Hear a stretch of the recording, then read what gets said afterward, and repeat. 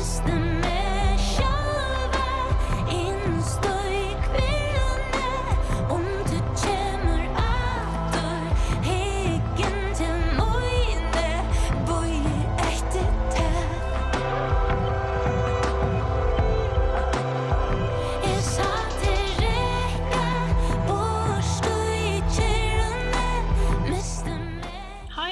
name is Eivør Pálsdóttir.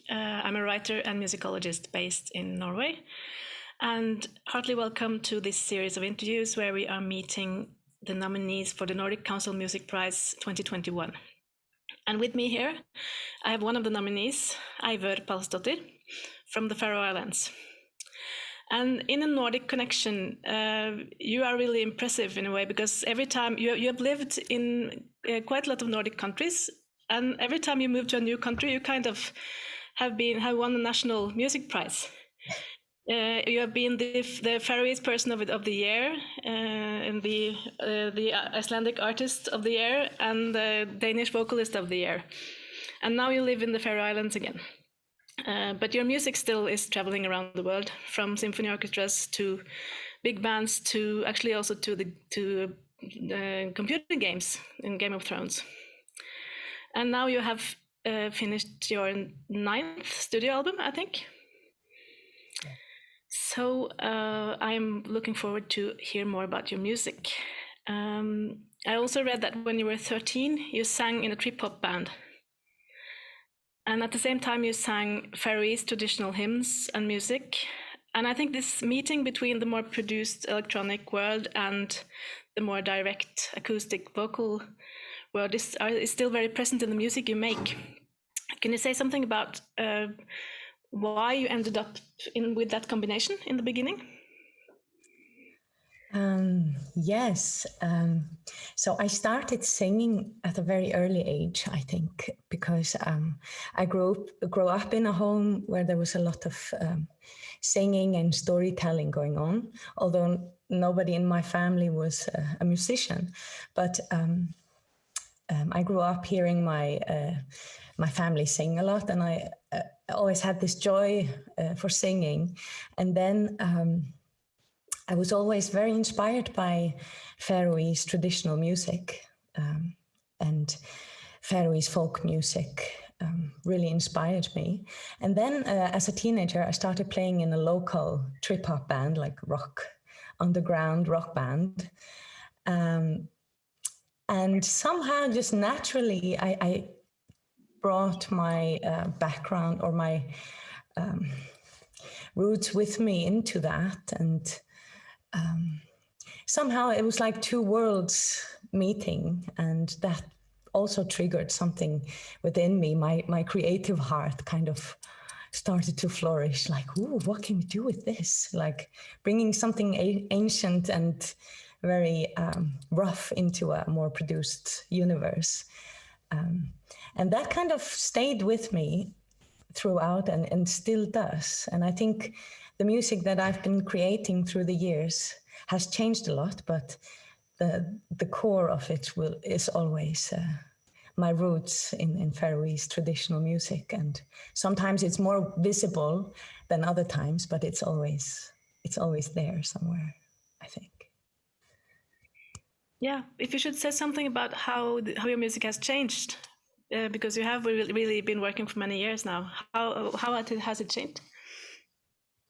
Yeah, but I think, like, as an artist, you have this desire to renew yourself or find new perspectives and ways to kind of sculpt your sound and your art. And I started when I was just very young, at 13. I got into this universe of music, and I got very curious, and straight away I couldn't see myself doing anything else.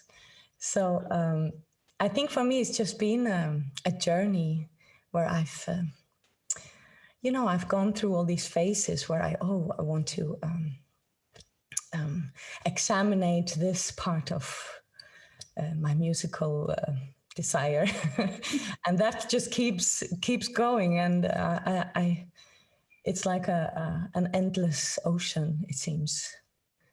because there's always something new you can create, I think.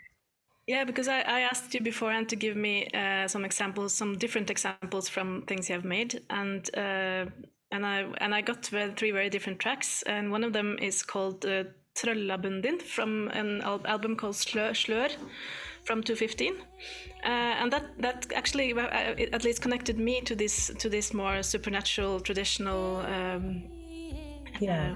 music. What does the title mean? I understand it because I'm Norwegian, but yeah, yeah, it's like Trollebunden. It's languages are similar. Trøllabunden is it means spellbound, or under a spell in some sort of way. And I wrote this song on a very late night. I remember I was living in Iceland at the time, and I was in the studio working on an album, and I felt stuck. I felt that it wasn't really working out. So I went for a long walk, and I was sitting in this dark hallway in a quite blue mood, and I started singing this melody, and just came to me out of nowhere. And I didn't know that this would be the song that I would sing the most in my life throughout my career. And I don't think I've played a show where I haven't played this song. So for me, somehow this is the song that I go back to. It's it's kind of like my roots in Faroese folk music. It's in many ways the core of everything, where I can kind of travel back to when I need to reset my mind. And it's not so much about a production. It's just very pure, just a song, and it resonates in a certain way, all depending on what mood I'm in, I guess.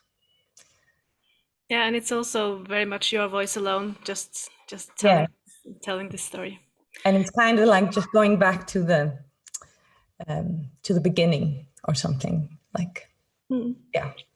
But the two other tracks I got was from the new your new album. One in English, I think, and one with a Faroese title. Yeah. You have most of your titles and texts are in Faroese, but you also sometimes made double, so you made it both in English and in Faroese. What does language mean to you as a singer in this way? Yes, as a singer, I think language, for me, I've always felt that language is like instruments. It's because it just has, all depending on which language you are singing in, it has a different feeling, a different sound, and you express yourself differently in different languages. And I've always been very fascinated by languages.